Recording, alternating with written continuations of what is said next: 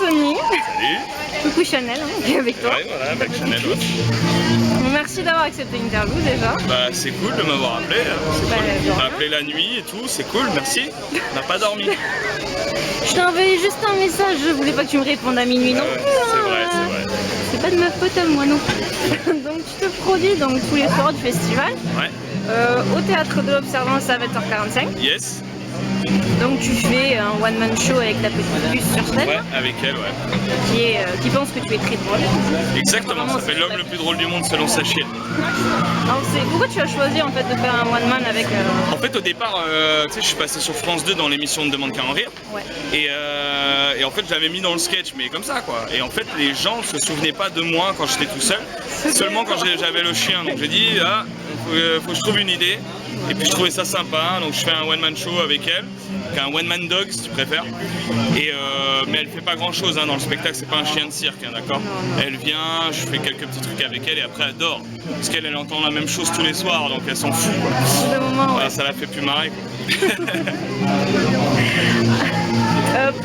Pour ton one-man ou tes sketchs dans Ondar, où est-ce que tu as trouvé l'inspiration?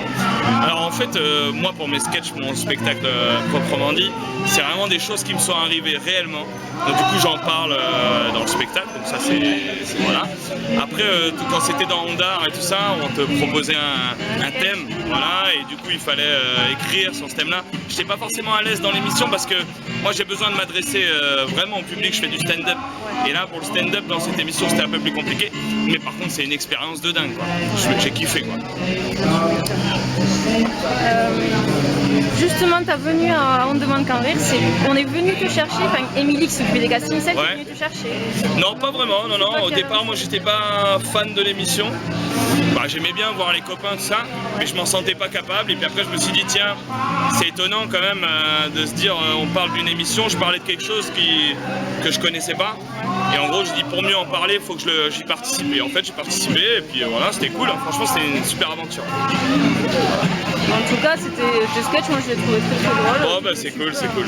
Après, je fais pas partie des grands, là, mais je suis arrivé à la fin, moi, de l'émission. C'est un petit peu plus compliqué, il y avait moins de téléspectateurs, mais voilà. Après, le kiff était là. Moi, j'ai rempli des salles grâce à cette émission, donc je remplis encore ma salle. On est complet tous les soirs. Et je pense que c'est en partie grâce à cette émission, donc voilà. Est-ce que tu as fait autre chose avant de te lancer dans l'humour? Je fais du porno. Pourquoi ça m'étonne pas que tu me répondes ça? Non, bah oui, bien sûr. Avant, je faisais du théâtre traditionnel. Donc voilà, je faisais du théâtre, des choses dramatiques et tout ça. Après, j'ai découvert l'improvisation théâtrale, donc les ligues d'impro et tous les matchs d'impro. Et puis un jour, j'ai fait un championnat international. J'ai été première étoile, donc meilleur joueur du championnat. Et on m'a proposé de faire un one man. Moi, j'étais pas pour au départ parce que moi, j'aimais bien l'esprit de groupe. C'était cool. Et puis finalement, on m'a fait un cap ou pas cap.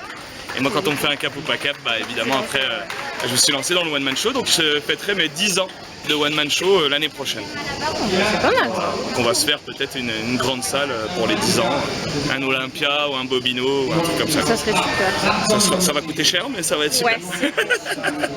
Ouais, alors justement, concernant la rémunération de ton spectacle, tu fais au chapeau en fait. Ouais. Les gens donnent ce qu'ils veulent. Ouais, parce qu'en fait je suis en rodage de mon spectacle actuel avec Chanel, donc je teste plein de trucs et je me voyais mal demander aux gens de payer une dizaine voire une vingtaine d'euros pour venir me voir jouer, alors quelque chose qui est pas encore vraiment abouti, même si là je commence à avoir des réponses aux questions que je me posais, donc du coup c'est hyper sympa parce que j'ai pas de pression. J'ai une pression financière certes parce que ça me coûte de l'argent, hein, le festival me coûte de l'argent.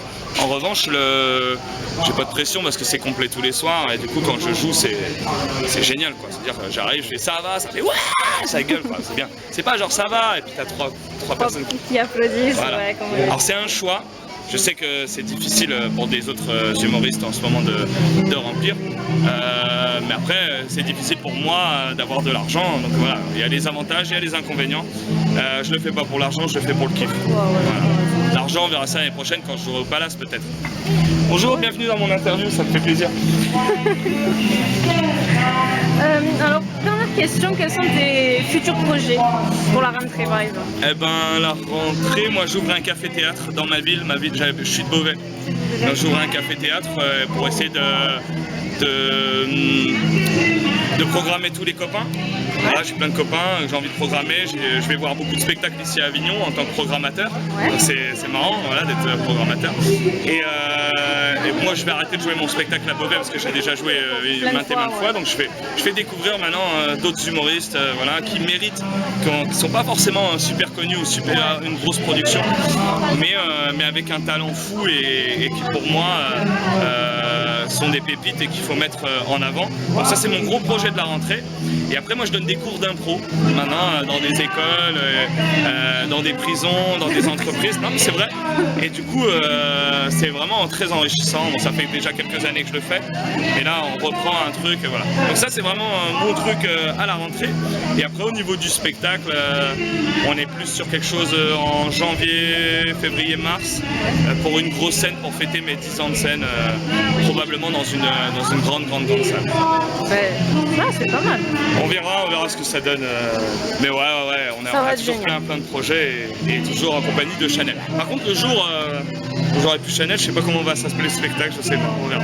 Pour le moment, j'y pense pas, elle a que 5 ans. Ouais, encore un bon 5 ans à tenir, c'est bien. Ouais. Ah ma vieille. Voilà, vous saurez qu'après cette interview, on peut pas m'embrasser, hein, parce qu'elle s'est léché le trou du cul juste avant. Voilà. Merci beaucoup. Allez, à bientôt, salut. Espèce d'enfoiré, va. Merci beaucoup. Il n'y a pas de souci. Je te souhaite un très bon fin de festival, parce que c'est bientôt fini. C'est cool. Et bon courage pour la suite, et je suis sûr que ça va cartonner. Et ben c'est cool, ravi d'être sur ton blog maintenant. Les blogueurs et les blogueuses, allez voir, il y a d'autres artistes aussi, il n'y a pas que Tony Atlaoui et sa chaîne. Et si vous venez à mon spectacle, si vous venez, d'accord, réservez vraiment avant, parce que je suis déjà complet jusqu'au 17 juillet et on est le 14 aujourd'hui. Voilà, donc voilà, faut réserver avant. Voilà. Ah ouais, dis-leur qu'il faut réserver. C'est chiant, elle parle pas, ça m'énerve. Merci beaucoup. Bisous.